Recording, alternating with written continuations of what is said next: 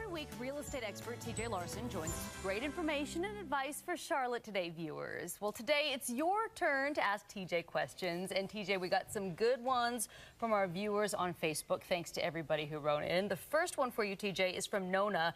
And she asks, with the market like it is it even worth trying to sell by owner via the web? Good question, right? It is. It is. Nona, thank you for your question there. The first thing is, what's the reason for the sale? Are you going to move up? The lower end market right now, call it $150,000 market, is actually trading fairly well. The higher end market is not trading as well. So if you're looking to move into something better and looking to move up, you may have to sell a little bit lower, but you could also buy lower as well.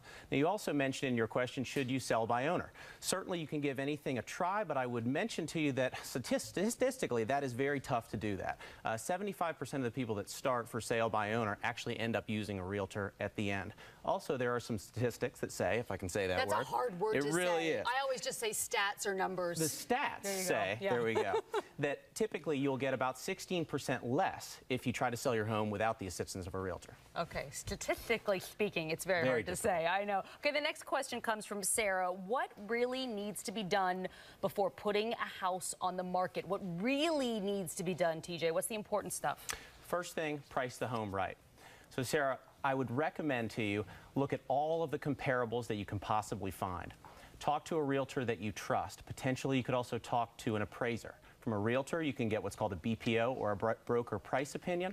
That'll tell you what the homes are selling for in your neighborhood and where you should price it. From an appraiser, they'll give you a full-blown appraisal. You'll probably have to pay about $350 for that. If you start out at the right price, that's my recommendation to selling the home faster and getting the best price overall. I think that's so important. Price it right the first time, right off the bat. I think that's a good one. All right, TJ, there are questions that you're asked frequently by a lot of your customers, and one of them is, what happens if I write the contract on a home, the inspection comes back, there are all kinds of problems, all kinds of issues?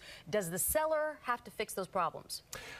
Certain problems that happen with the home, for instance, if it was infested with termites, they contractually are obligated to take care of those items.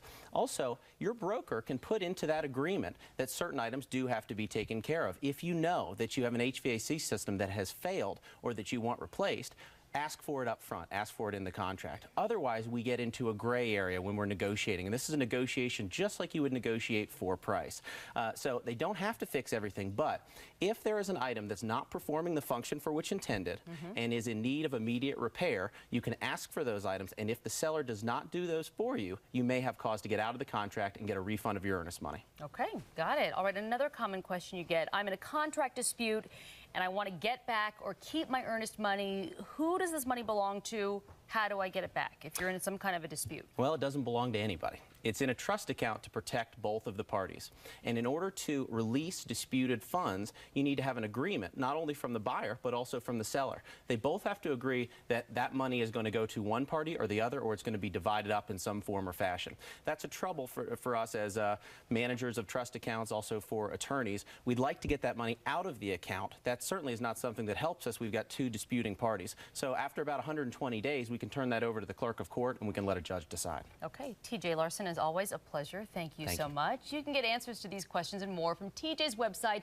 It's mytownhome.com. Again, it's mytownhome.com. Thank you so much. We'll see you next week, TJ.